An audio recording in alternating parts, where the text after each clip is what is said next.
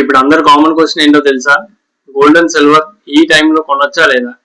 క్లారిటీగా చెప్పాలంటే gold and silver prices ఎక్కడి వరకు పెరుగుతాయో, ఎక్కడి నుంచి ఫాలో అవుతాయో ఎవరూ చెప్పలేరు. కానీ మీరు మాత్రం గోల్డ్ రేట్ రోజు రోజుకి పెరిగిపోతున్న ఫోమోతో మాత్రం కొనకండి.